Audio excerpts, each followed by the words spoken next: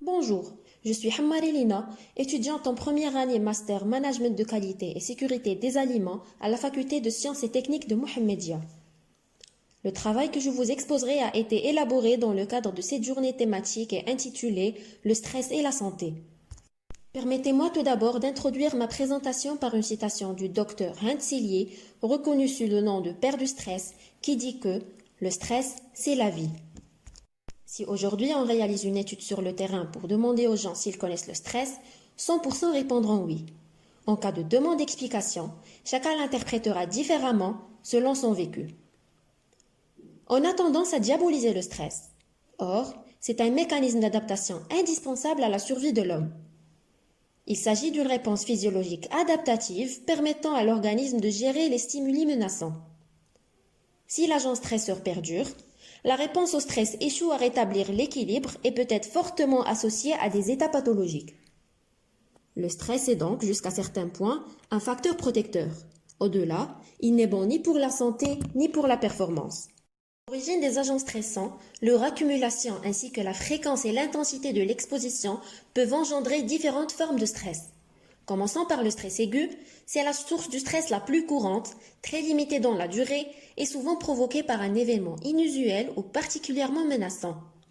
Ce type de stress aide l'organisme à améliorer l'efficacité du système de réponse.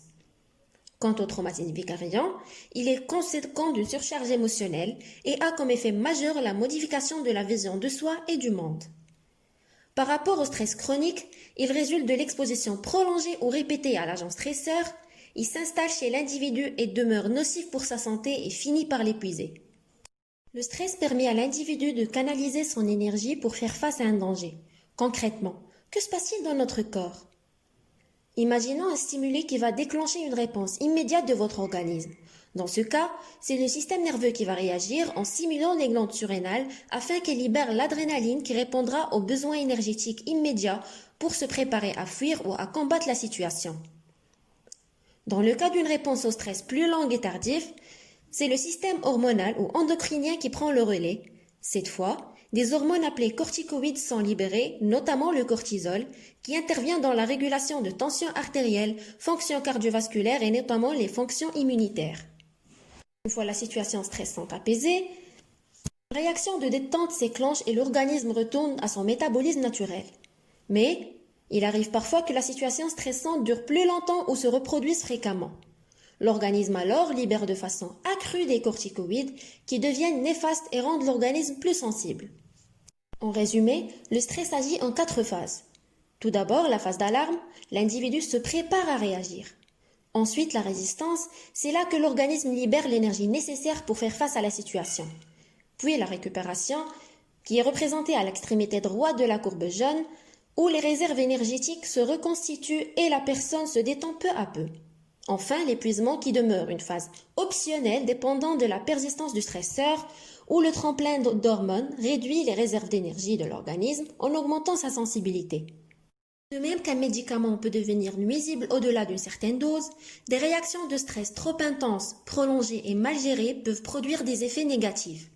Par exposition prolongée par exemple, les conditions deviennent parfaites pour faire le lit d'un ensemble de troubles psychiques et physiques. Sans oublier les troubles cardiovasculaires comme l'hypertension artérielle ou l'athérosclérose. Le stress demeure un facteur de risque cardiovasculaire qui met notre muscle cardiaque en danger. Et selon la Fédération française de cardiologie, il peut augmenter jusqu'à 2,5 fois le risque de troubles cardiaques. Son implication dans la survenue de l'athérosclérose a été démontrée par une étude qui démontre qu'une amygdale soumise au stress envoie des signaux de production de globules blancs vers la moelle osseuse qui réagit en les envoyant vers les artères. Ils s'y agglutinent sous forme de plaques, d'où un risque accru de formation de caillots qui s'accumulent à leur tour sur les parois des artères et provoquent une athérosclérose qui entraînera une crise cardiaque. Concluons par le fait que le stress est omniprésent dans la pratique quotidienne de l'homme et est considéré comme nécessaire pour augmenter sa capacité fonctionnelle. Cependant, il demeure un sentiment négatif qui affecte les gens physiquement ou psychiquement ou les deux s'il n'est pas proprement détecté ou géré. Soulignons que la gestion de stress est non seulement souhaitable mais possible et peut faire objet d'apprentissage. Je vous remercie, cher auditoire, pour votre attention.